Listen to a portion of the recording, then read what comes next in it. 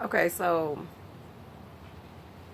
I look so much different than I did a few minutes ago. Right? It's just amazing what a little bit of makeup will do.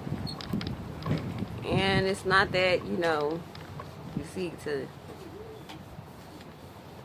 deceive anybody. I actually just wear makeup because for broadcasting purposes, some people need to know how to put on makeup right. Cause I go out during the daytime and I see people who put their makeup on wrong. Can't say I appreciate it. So you notice how I started off and I had the first segment. I don't know if that uploaded, but in the first segment I did my foundation, which I normally don't in my real life wear makeup.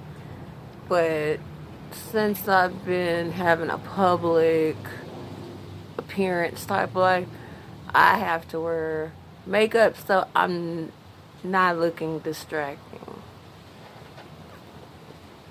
Not to say that my original look is distracting, but I'm natural, so I have to keep it real. And the thing is when you're natural, your feelings, how you feel, what you're thinking, something like written all over your face.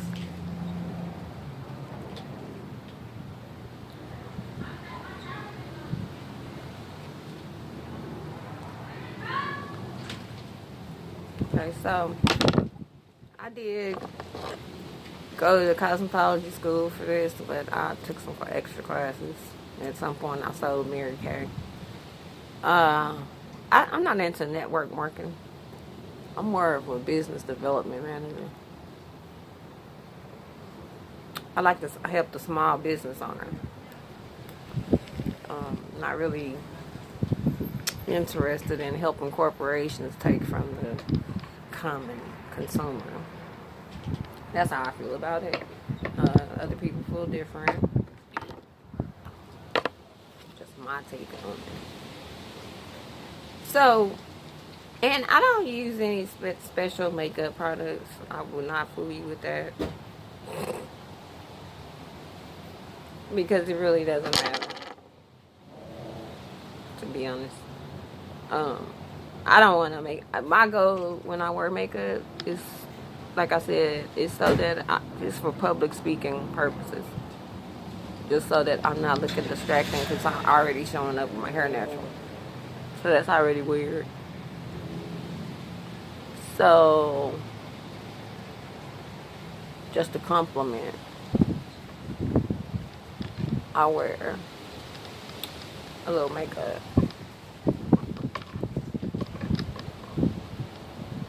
Yeah, and so you're probably wondering what am I doing, but I'm contouring my face. Because, as you get older, you have lines, which I try to do different exercises with my face, like massage my face, and do everything going up, help with the gravity. Um, I hate to say because I'm a public speaker, and your goal in life as a public speaker is not to say cause So when I hear myself say it sounds so Texan. And not that I'm ashamed to be Texan, but when you're a public speaker, you kind of want to just not sound like somebody can detect your region. I mean, you can't help some of your accents that you do earn. However, you want to speak with clarity so that people pay attention to whatever you're talking about. So that's my goal when I do speak, is to come across as clear.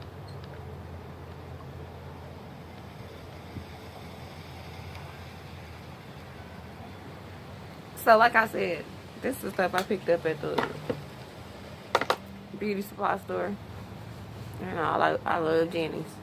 So that's where I'll get most of my makeup.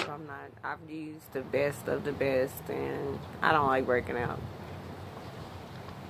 I'm just saying. If I'm going to wear makeup, I must not break out. I've paid $22 and $30 for some mascara, and you know what? Give me that $7.99 special at Walgreens. That's how I feel about it. And one time I even went into Dollar Tree. That mascara come in handy too. Yeah, so today I jumped on here because I had decided that, you know what,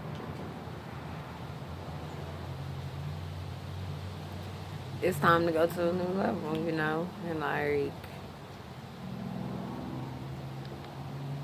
acknowledge that it is a new level, and it's time to go to a new level, but we are on a new level. Like, the weather changed overnight. I don't know if anybody else noticed that other than I, but that weather changing really drove it home. Like, you know, we have work to do. We really don't have time to, like, not work. You know, playtime is over. Over. Child. It's over. I could do it like a little bit more color. Yeah. So, like I said, this is not what I do every day. I wish I would have time to do my face every day. But, you know, that's not that important to me. Because what is important is that I'm going to accomplish my destiny and purpose. So, for a time, I enjoyed my solitude, and I enjoyed living and dressing and working in ways that were discreet. So I could do research and work my journalism thing out without criticism. Even though criticism comes, it's just at some point in time in your path of destiny, you need moments and times of solitary where you're not distracted with the thoughts and opinions of other people, because you need to know who you are. You need to know how you think. You need to know how you process information. You need to know what your system is. And so in order for you to be able to develop this system of progress that's just for you, you have to get to a place of solitude. Get to a place where it's just you and the creator that made you. Because that's what's most important. Before you decide that you're going to put on a face, you want to make your face up, you need to know what you're made of. Spiritually, mentally, emotionally, and then physically. You know, you need to know yourself personally so that you can understand your professional self and how to project your professional self so that you are projecting the best you. And you're in a position where you change the narrative, where you are impactful, where you are the innovator. There was a story I read yesterday about Colonel Sanders that created KFC like in his late 60s. Came up with this recipe. I guess it was his maid's recipe, but hey, he had the money or the investment or he had something that his name ended up going on the patent for the recipe. So I said all that to say that he failed several times before he actually got to his oomph. Something that actually worked for him, and not just worked for him, but worked for generations after him. So if something that you tried and you started it early in life, you know, you started working at the railroad, 19 years old, you started in education, 21 years old, you started being a housewife. I don't know. Whatever your thing is that you started. At some point in time in your journey called life, you can change your mind. You can change your mind. You can start over. You can go in a whole nother direction. Originally, I used to not wear makeup. Right? I had a husband that just did not believe in makeup. But now that I wear makeup, and once I started selling makeup and wearing makeup sometimes when I wear makeup, I can see why he wouldn't want me wearing makeup. And especially after I see the people that he's chosen to be with after me, I see why he would not want me to wear makeup. And there was a point in time my mom did not want me to wear makeup. Right. But what I discovered is makeup should be a choice that you decide how you are made up and how you decide to make up who you are. That's your prerogative. It's not your parents' choice for you to decide if you should wear purple lipstick today. Neither should it be your parents' decision to decide any other thing that you should do for your day, or anybody else for that matter, right? No husband should decide if you should put mascara on your eyelashes. They're your eyelashes. And when he married you, he married your eyelashes in any condition that you choose to have those eyelashes in. And if one day you decide, you know what, I want mascara on these eyelashes. Yeah, you met me and they were without mascara, but today I want to try mascara. You have every right and prerogative to try mascara on your eyelashes because they're your eyelashes. Don't let nobody tell you how to be made up or how to get made up. Don't let anyone tell you how to do you, how to live out your truth. Believe it or not, this is like, I've had thousands of hairstylists. I'm a hairstylist, I'm a beauty advisor, over 25 years experience in this, and I'm good. I love what I do. However, what I found out is that this is not my one thing. No.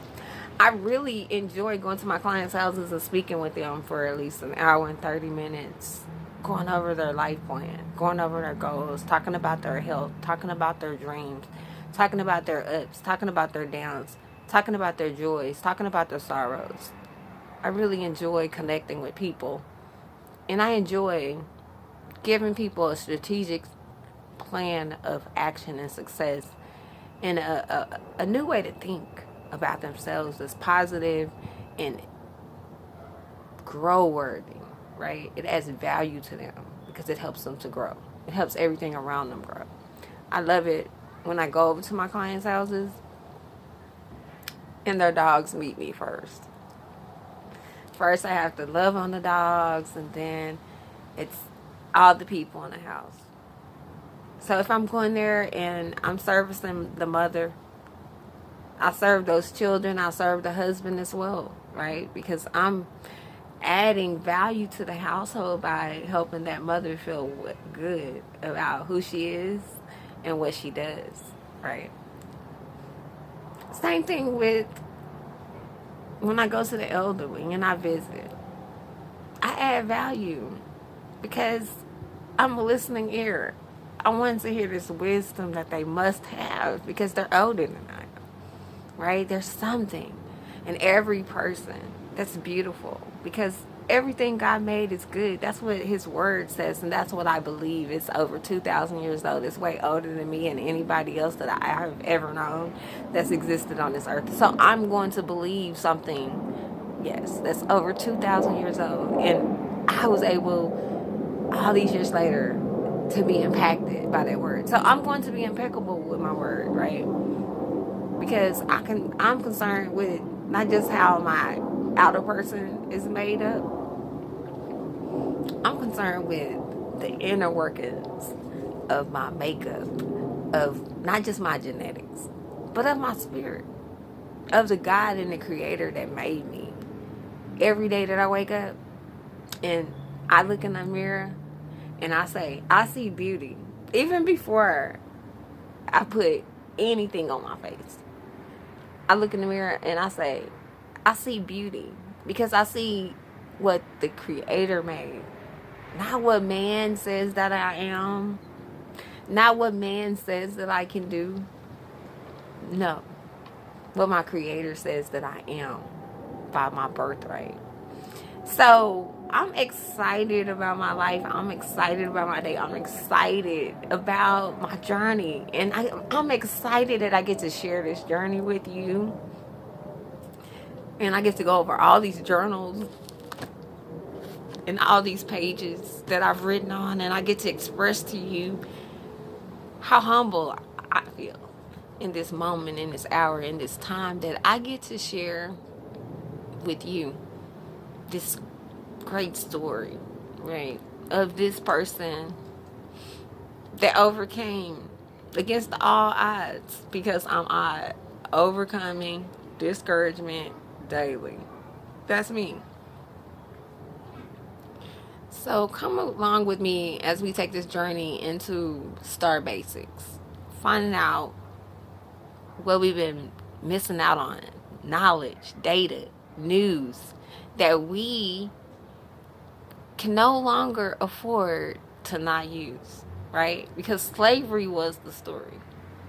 Altogether, the weather, the world, the way it was, the way it is now, should make us wonder, what is to come?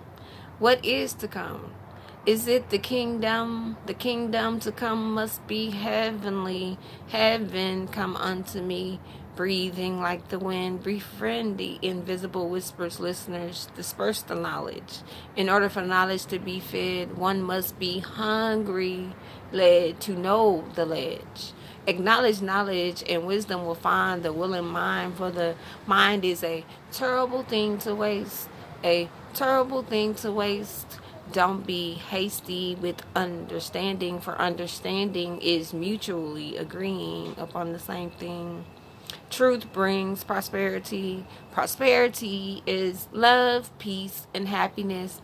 Love, peace, and happiness endures throughout all generations. Make a joyful noise, all the nations, civilize with lives dedicated to the truth. Be the truth, be the peace that the world needs, so that we can overcome anything. See, the God in me and the God in you will work to show and prove that where 2 or 3 are gathered together in His name, there He is in the midst. Let's be amongst this miraculous season of dunamis power, giving power, so that we can dominate the decade. Yes, it is here. 2020, we win. All right, I'm out.